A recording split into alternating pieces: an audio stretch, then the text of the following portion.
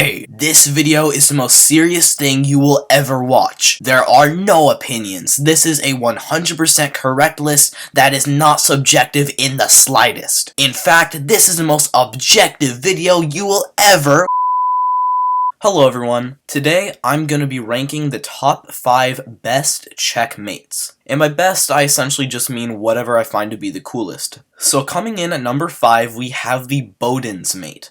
Now the Boden's Mate takes 2 of the opposite colored bishops, and here the Boden's Mate would be bishop to a6. Now, the reason this is checkmate is that the dark square bishop covers the dark squares, and the light square bishop covers the light squares. So in total, you actually kind of cover everything. And this can be used for some really cool tactics. For example, let's look at the game where this checkmate actually got its name. The actual game isn't very important, but what is important is the position right here. You can pause the video and look for a minute to try and spot the game-winning tactic. 3, 2, 1. The incredible move to win here is Queen takes on c3. An incredible move. White's only move is to capture back, and now bishop all the way over here to a3 is checkmate, and you can see that same pattern. The light square bishop covers the light squares, and the dark square bishop covers the dark squares, as well as checkmates the king. So coming in at number 4, we have the Epaulettes checkmate. I think that's how it's pronounced anyways. But the Epaulettes checkmate occurs in a position like this, where the checkmate here would be queen to f6. Now this checkmate occurs when the king is, on the back rank or whatever, and to its side it has 2 rooks. That way a queen right in front of it perfectly checks the king, controls all the squares, and the king cannot run either here or here because both rooks are in the way. And I'm showing it where the king's on the back rank here, but can also be sideways, like this position right here, queen to c6 is checkmate, because we get that same pattern where we check the king and it can't run here, here, here, and it can't run here, here because of rooks, but also this rook over here is covering these free squares. I just think that it is a really, really pretty checkmate, and in all of my games, out of the thousands of games that I've played, I have only gotten once, which, I mean, you can tell that's really, really rare. So coming in at number 3, we have the Damiano's checkmate, and the Damiano's checkmate occurs in a position like this, where there's a king that's castled if the rook's still there, and a very advanced g-pawn to the point where we can swing a queen all the way into h7. And this one might not seem that special. You might be wondering, oh, why is this in third place? But I'm about to show you. Look at this incredible puzzle. You can pause it and try to solve it. I really want you to do so because it is an incredible solution.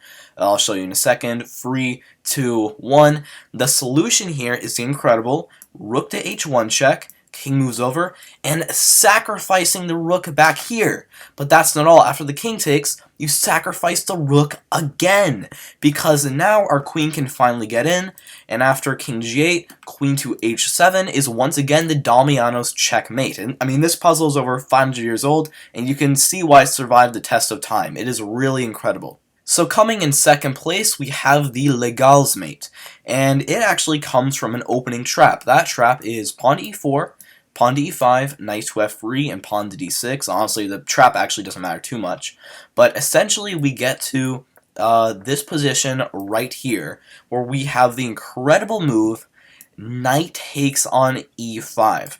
I won't get into all the specifics, but essentially this move wins. And if black makes the mistake of taking our queen, we have the incredible Legal's Mate with bishop takes on f7, king has to walk up, and now the other knight jumps into d5 is checkmate. And the reason why I love this one so much is I just love seeing 3 minor pieces absolutely dominate a king when it's like still on its like home square pretty much. Like, you almost never see this, and because of how rare it is and how obviously cool it is, that's why it is in second place. So right before the number 1 spot, I have 2 honorable mentions for you. The first one we have right here is called the Arabian Mate, and that is rook all the way over to h7, checkmate. And the reason this is checkmate is that the knight defends the rook checks the king and controls this square, And the knight also defends the escape square. So not quite cool enough to get in the top 5, but I still think it is really pretty. And the other honorable mention is the Vukovic's mate. I think that's how it's pronounced, I'm not really sure. But it is a position like this, where rook to e7 is checkmate. And once again, I just think it is really pretty. The knight defends both of these squares, rook defends both of these, and the king, and also the king defends the rook. Once again, I just really like it. Now, coming in at the number 1 spot, we have the smothered checkmate. So first, I will show you one example of the smothered checkmate in an opening trap, and the other I will show you in a puzzle format. So the opening trap goes as follows: pawn to e4, pawn to e5, knight f3, knight c6, and after bishop c4, now knight to d4. This is known as the Blackburn-Schilling gambit. It's not that good, but the trap it has is incredible. If they take the pawn, we now play queen to g5, attack the knight, attack the g2 pawn, and if they take on f7, forking the queen and the rook, then now we win, with queen takes on g2, attacking the rook, so rooks move over, and now queen takes on e4, checking their king. Obviously don't want to block the queen because you lose it, so they're probably going to block the bishop, but now the incredible knight to f3 smothered checkmate. I just love smothered checkmate so much because it really reminds you that knights can go through everything, and in this case, where a king is completely submerged by its own pieces, a knight can be the final blow in dealing checkmate. And in this case, I mean, move 7, smothered checkmate, I mean, that's really cool, especially with the pin action here, so I can't take. I really, really like this one. And the other example I have for you is this position right here. Once again, you can pause and try to solve it if you want. I'm going to show you the answer in a second. 3, 2, 1. So the answer here is, first of all, knight to f2 check.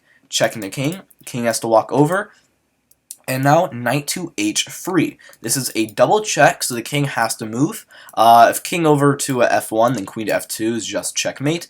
So king goes to the corner. And now the incredible move here, queen to g1.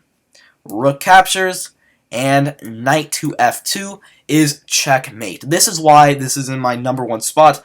I think it's so incredible that despite the fact that black is down 15 points of material here with nothing but a lonesome knight, a king can get smothered in with all of its material and get checkmated. I love it so much. Alright, thank you so much for watching. Like, subscribe, do all that stuff, and I will see you next time. Thank you.